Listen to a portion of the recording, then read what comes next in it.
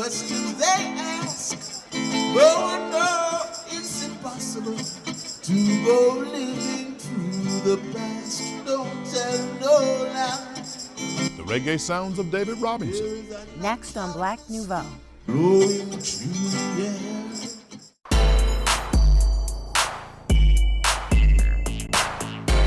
Good evening and welcome to this edition of Black Nouveau. I'm Milton, Dockery.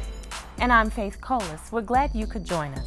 This week we have a profile of local reggae artist David Robinson. And Bobby Drake will wax poetic about New Year's resolutions. But first, as we start the new year with a new legislature in Madison, we begin a two-part conversation with Annette Williams, who represented Milwaukee for 30 years in the state capitol. Liddy Collins has that story.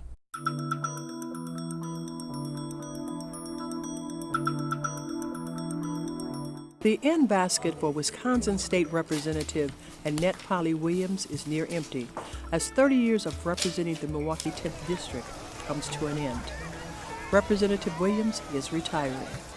30 years ago, the desire to help and serve the community took Annette Williams to Madison. The very first Juneteenth, 39 years ago, I was at that Juneteenth, and I've been at most of them all of these 39 years. I was working at one of the community-based organizations when we had the first Juneteenth here on, it was 3rd Street at that time. Her work with people in the community had people asking her to run for a political office.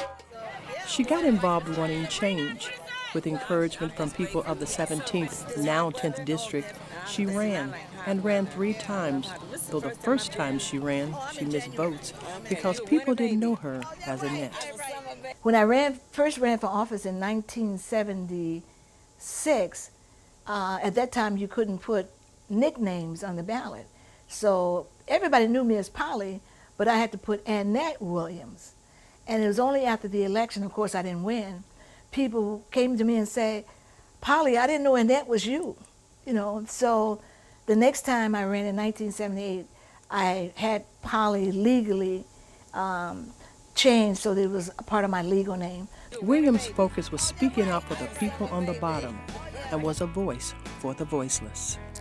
I was very much involved in education as a citizen in Milwaukee. Back in the late 70s, we were involved in the desegregation when the court order came down to desegregate Milwaukee public schools.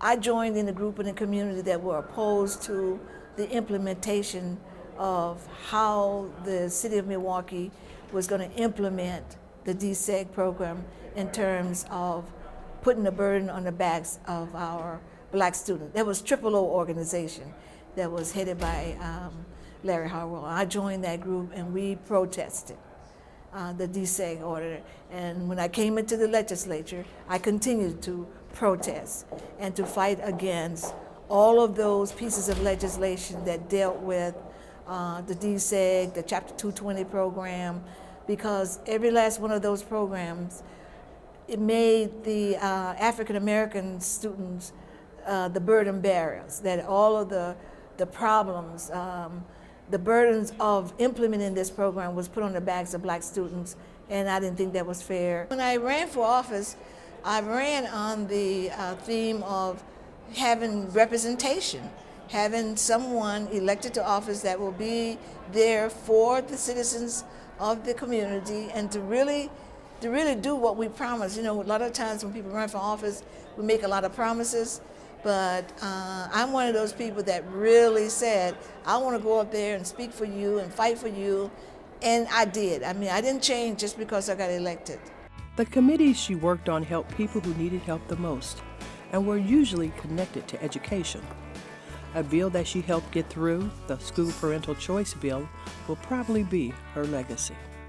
The basis of that bill was that we want to empower parents, particularly low-income families, so that they will be able to exercise their options and choices that people with money have always done. That is, choose the best school for your child based on the needs of your child as opposed to the needs of the administration. So while I have some concerns about where the bill is now. Overall, I think that it was necessary for us to allow for options for other parents who don't have money. So that's what the Milwaukee Parental Choice Program is all about, is offering a choice for low-income families to choose what they think would be best for their children. And the money that's allocated for students' education will go where the parents have made the choice. Representative Williams said the initial intent of the legislation was never meant to fund schools at 100%. They wanted the schools involved in the program to be self-sufficient and have a balance, and not have to worry if the state decided to pull the plug, thus shutting down the school. Along with education, she worked on the reapportionment of districts. This education thing, which I'm very happy about, but I've also, every 10 years there's reapportionment, and so for the 3 decades that I've been here, I've been in court. I've fought, I go to court to fight to make sure that as the population, we have population increases and population shifts, to make sure that African Americans, that we get our full representation at every level of government when we do this reapportionment every 10 years. And so we've been very successful. And when I arrived here in 1980, and in 1982 was the redistricting, there were just 3 African Americans were in the legislature then. And that was Senator George, Representative Marcia Cox, and myself. And so over the 10 years, we've had enough black folks that moved into certain areas that we could have a 3rd black. And so I went to court and we fought to get that 3rd black seat in the assembly, which Senator Cox now, but he was Representative Spencer Cox, then won that seat in 1982. And that was a map that was drawn by my office. I'm very proud of the fact that we were able to organize our community, and we fought. We were sophisticated enough to learn how to draw maps, and we were very competitive. And I'm just hoping that that same spirit is existing now, because we are in reapportionment again now. And so next year, next 2 years, we're going to have new districts. Those are some of the things that I'm very proud of, and the fact that I was continued to be the advocate that I promised. I never did change from what I promised. I get it. I do. Every year, man rises from his cave or couch and looks out at the stars or yard and remembers something. Something innate finds him as he stares aimlessly into the abyss of extinguished masses of burning gas or his neighbor's car. He remembers the once soft touch that she gave him as he stared forward and she buried her head into his chest for protection. Yes, innate. Something far deeper in us than we know what to do with, besides market it. Lose weight now. Start school now. Run a business now. Repent and be forgiven now. The end is coming. We're gonna die now. But every year, we stare out from our caves, looking at neighbors who somehow have enough money and good sense to hire gardeners, because their grass, man, it's always green. And we always scream inside where no one can hear us over loud party favors and promises. Promises that we actually do want to keep, but don't. So my brother and I got into the habit of writing out our accomplishments at the end of a year, an all-call, no-holds-barred list. I did tell that girl how I felt. I did go to LA. I did produce 10 records. I didn't get in shape. I gained a few pounds, actually. And I didn't save a dime, and every emergency that came along was a stinging reminder that I needed to. You see, this is our life. Our pains and our victories we will claim every year. And every year I will purpose to be better than I have ever been, because there is no help for self-discipline. You just got to get tired of stubbing your toe, I guess. And when the new years roll around, when you get off of your couch, when you stare out of that window and that innate feeling returns to you, know that that feeling is you with hope. Hope that you'll do it this year. Hope that you'll love harder, you'll go further, you'll save more, you'll laugh loudly, you'll help somebody, you'll smile. You remember smiling? And for the first time in a long time, something will be different. But only the year's end will be able to tell you what, as you stare out of your window from your cave and think about the new year. Jamaican reggae artist David Robinson has been a part of the Milwaukee music scene for many years. When the Milwaukee Area Technical College wanted its students to become familiar with the music and culture of Jamaica, they invited him to perform as part of its global concert series. Together and feel alright. Just give thanks and praise to the Lord, and I will feel alright. 'Cause I've got something that, baby, no money can't buy. I say that I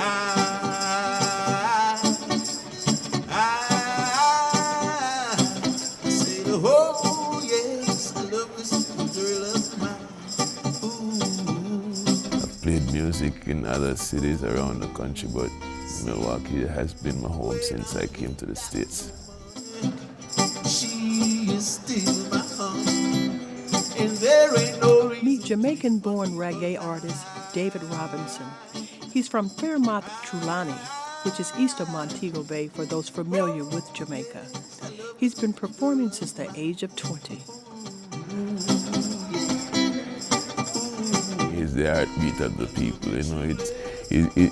It really a lamentation music that speak. Well, the revolutionary reggae speaks of the suffering that the people go through, you know. Lyrics and music really related to what Jamaicans were going through in the time of the 60s, and Bob Marley sing a lot about that. And we have other artists who keep that genre. And then you have, it also does, we do a lot of love songs too, you know. Just turn it blue, but this time is my time, and my time is all the time I have to be with you. So please, never go away. Say you're gonna stay and make my dreams come true. 'Cause it's nice to be with you. So nice to be with you. It's so nice. Reggae was, as they say, originated in Jamaica during the 60s after we got independence, and musicians were trying to establish sound other than the contemporary blues and stuff which was normally played on the radio a lot, you know.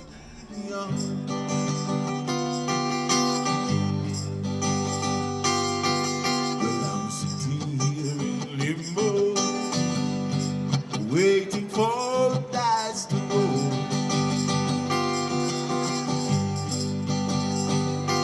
Yes, I'm sitting here in limbo.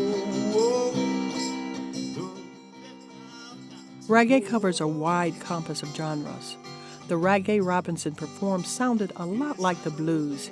He contributed this to the influence of reggae by the R&B and blues of the early 60s. blues and R&B was the influence. So a lot of Jamaican singers used to cover singers like the Beatles, Otis Redding, Chuck Jackson, and all those other R&B singers from the 60s, you know. So Bob Marley, in my view, was influenced a lot by, one of his influences were Curtis Mayfield and the Impressions, you know. There is a natural mystery growing to the end. If you listen carefully now, you will hear. This could be the first trumpet, might as well be the last. Many more will have to suffer, many more will have to die. Don't ask me why. As I said before, in the 60s when Jamaica got independence, most of the prominent musicians of the day were really trying to establish a new type of music that would be recognizable from as Jamaican, you understand? And they started out with ska, which is a much faster moving genre of music. Then they went to another genre called rocksteady, which is much slower. And then they moved it to call it reggae, which is a little bit more laid back than rocksteady, but it still has that, as I say, bouncing feel that gets you to move, you know? So it's not blues, it's not R&B, but as I say, it's got that influence, you know? When people think of reggae, they think of Bob Marley, but there were other reggae performers before him. Desmond Dekker, who is more popular in Europe and England, and also Alton Ellis. Those guys were some of the first, as we say, reggae pioneers. And Ken Booth, groups like the Heptones and Ronnie Davis and the Itals. They have many different other artists that have made it internationally, like Bob Marley, but they never get the fame as he got. You know? Reggae is worldwide and is highly political. People everywhere listen to reggae. David Robinson wants to bring something new with his performance and make people feel. All the questions they ask, oh no, it's impossible to go living through the past. Don't tell no lies. There is a natural mystery growing through the air. It's a music of love, you know. It's a music that tries to aspire for a unity within everyone, you know. And yeah, we should all try to love each other, you know, and that's what I know it was built up and created about, you know. Yes, there's a natural mystery, and it's blowing to the air. You're such a natural mystery, and it's blowing to the air. Chicago native Walker King, also known as the Spellbinder, is among only a handful of African American illusionists in the entire country. For over 35 years, he has captivated audiences all over the world. I got bit by the bug when I was 7 years old. I saw a program, a kids program on television, and it had a little segment on it called The Magic Hands. And it would do little magician's tricks and teach you how to do it. And I knew I was a bit thin because I loved seeing the magic happen. But learning how to do it was even more fascinating for me. And that's when I knew I could relate to it, because you know, most kids, most people, when you know, they want to know the secret, and once they find out the secret, they usually get disillusioned. But to see the artist and what he had to go through to create the effect, I was so fascinated. I said, I gotta learn this. And that's pretty much when it took off. Theater is the key because people just don't. I mean, a card trick is a card trick. You know, people, fathers, uncles, some moms, they can do a card trick. But people want theater. People, when they come to see a show, they're not coming to be tricked, actually. I mean, they want to see it. But what makes what I do successful is that I'm taking them someplace with it. The magic is just a tool, it's a paintbrush. But the art is taking you on a journey, the rhythms of the music, the dance, the personality. Every piece that I do, I try and, so to speak, tell an abstract story. The music sometimes leads you, sometimes the dance leads you, sometimes the acting leads you in a direction. And to me, it's the ultimate canvas to paint on. Theater, dance, music, and illusion.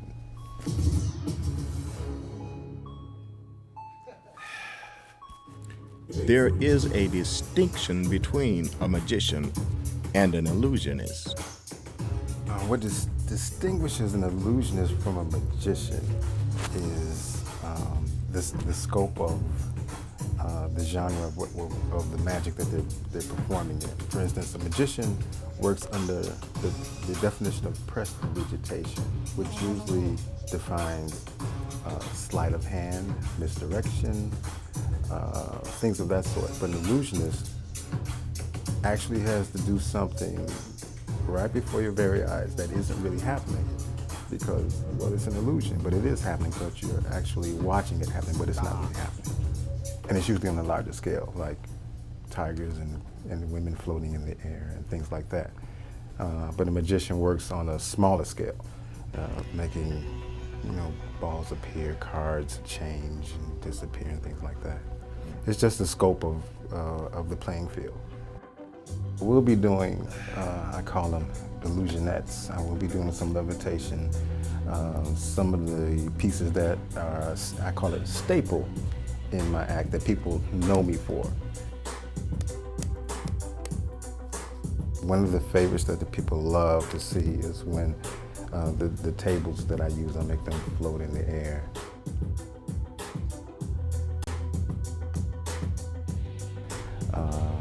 I'm going to bring a person out of the audience and do some animation of a drawing, make the drawing come to life, so to speak. I'm an artist by trade. My background is art. I was drawing since I was 3 years old. I went to Columbia College to learn animation. I graduated from Columbia with a fine arts degree. And to me, art is an illusion. One of my favorite artists is Salvador Dali, basically because he painted surrealism, meaning he was painting something real, but in a surreal scape. And it was, you're looking at this scene and it gets the imagination, So see, look, it's not a card. It's the deck. Thank you, it's a whole box of cards. Wow. Cards is in there. See, this card is in that box.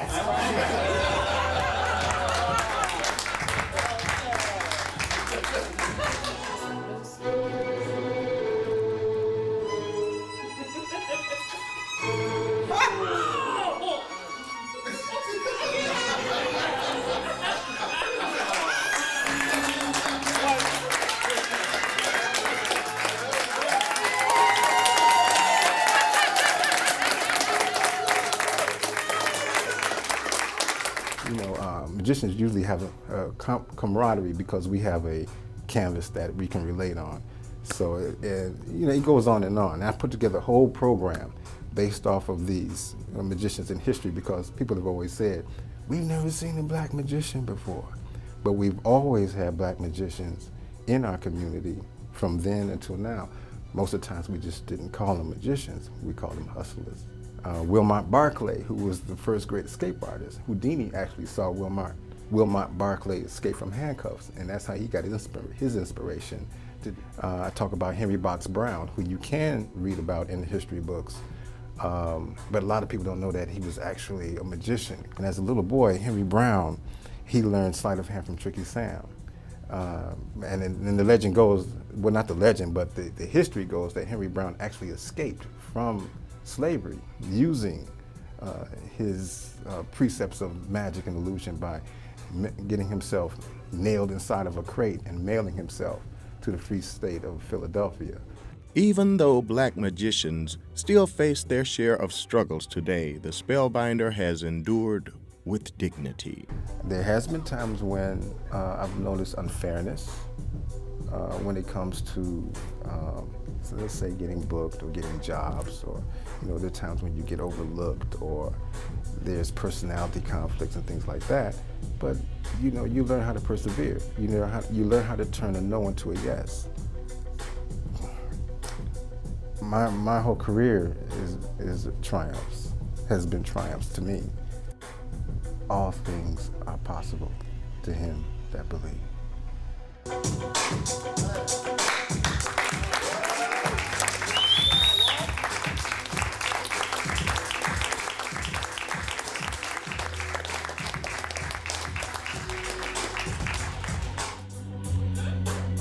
For more information on upcoming events and contact information, you can go to his website at www.magicofthespellbinder.com. And that wraps up this edition of Black Nouveau. Remember, in the coming week, do something to expand your world. Good night. Good night.